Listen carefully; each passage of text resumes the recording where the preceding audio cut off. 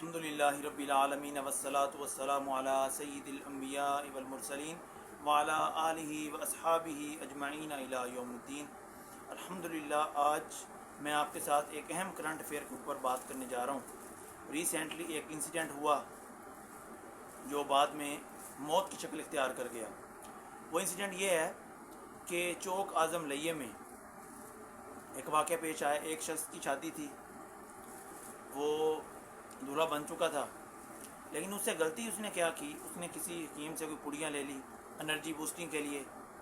لوگوں نے اس کو بتایا کہ اس کی ایک سائیکی بنی ہوئی ہے لوگوں کی کہ آپ کے اندر یہ کوالٹیز نہیں ہیں تو you are not eligible for marriage. تو اس طرح کی سائیکی کی وجہ سے لوگ اس طرح کی باتوں میں آ جاتے ہیں، پھر وہ نیم حکیموں سے، عطائی ڈاکٹروں سے بھاری رقم دے کے اس طرح کی چیزیں لیتے ہیں، لیکن بعد میں الٹیمیٹلی اپنی زندگی سے ہاتھ دھو بیٹھتے ہیں۔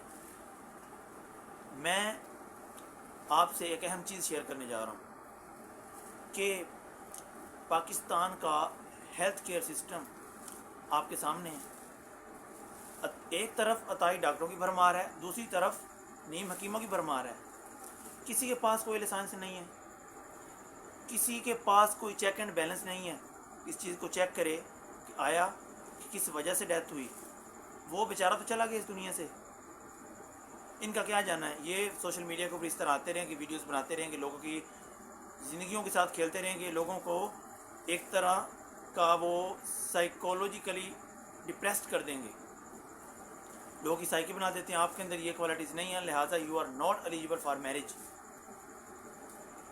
پیرنٹس کیوں توجہ نہیں دیتے اپنی اولاد کے اوپر کہ اس طرح کے معاملات میں وہ بہت آگے چلے جاتے ہیں؟ کسی سے وہ لوہا پاڑ جو شجاعت حکیم ہے، وہ کیا ہے جی؟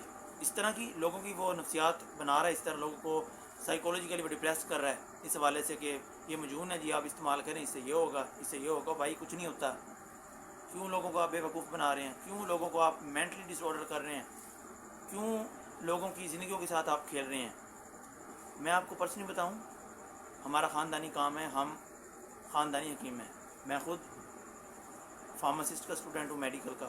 میرا بھائی حکیم ہے، میرے والد صاحب حکیم ہیں، میرے چچا حکیم ہیں، میرے دادا کو حکیم ہیں، میرے اور بھی فیملی ممبر حکیم ہیں۔ لیکن میں آپ کو حلفاً ایک چیز کہتا ہوں کہ ہم نے آج تک کبھی بھی کسی پیشنٹ کو، ہمارے پاس پیشنٹ آتے ہیں، ہم ان کو ڈیل کرتے ہیں، ہم نے کبھی ان کو اس طرح کی کوئی چیز نہیں دی جس سے وہ اپنی زندگی سے ہاتھ دھو بیٹھے۔ کیوں اس طرح کے معاملات میں لوگ غفلت کا شکار ہیں؟ کیوں چند منٹ کی جس کو وہ پرفارمنس کہہ رہے ہوتے ہیں اس کے لیے کس قدر یہ چیزیں استعمال کرتے ہیں جو آخر کار ان کی زندگی ختم کر دیتی ہے، وہ اپنی زندگی سے ہاتھ دھو بیٹھتے ہیں۔ تو کیوں؟ دا کویسچن از کہ کیوں آپ اس چیز کے اوپر توجہ نہیں دیتے؟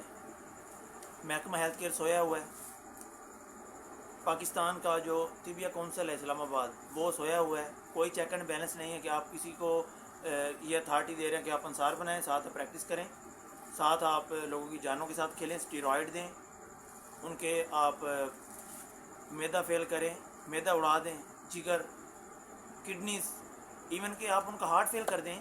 ہوتا کیا ہے کہ ان کو ہارٹ اٹیک ہوتا ہے جس کی وجہ سے وہ زندگی سے ہاتھ دھو بیٹھتے ہیں۔ تو خدا را اپنے بچوں کی طرف توجہ دیں کہ نوجوان نسل کدھر جا رہی ہے، اور خاص طور پہ یہ جو حکیم بیٹھے ہوئے ہیں نا، سرفراز ہو گیا حکیم، جو طرح طرح کی گندی حرکتیں کرتا آ کے سوشل میڈیا کے اوپر لوگوں کے مائنڈ کے ساتھ کھیلتا ہے۔ ٹھیک ہے جی، میں آپ کے ساتھ یہ نسخہ لے کے آؤں، آپ کے پاس آپ کے لیے یہ چیزیں لے کے آؤں۔ کیوں بھائی آپ ان لوگوں کے پاس کیوں جاتے ہیں؟ کیوں اس طرح کی لوگوں کی باتوں میں آ کے بعد میں آپ اپنی زندگی کے ساتھ کھیلتے ہیں؟ آپ تو چلے گئے، لیکن اس کا کیا ہے؟ اس کی ایک مرتبہ شاپ سیل ہوگی، دوبارہ سیل اوپن ہو جائے گی 1 مہینے بعد، 2 مہینے بعد، پھر وہ اس طرح سے دھڑلے کے ساتھ اپنا کام کرے گا۔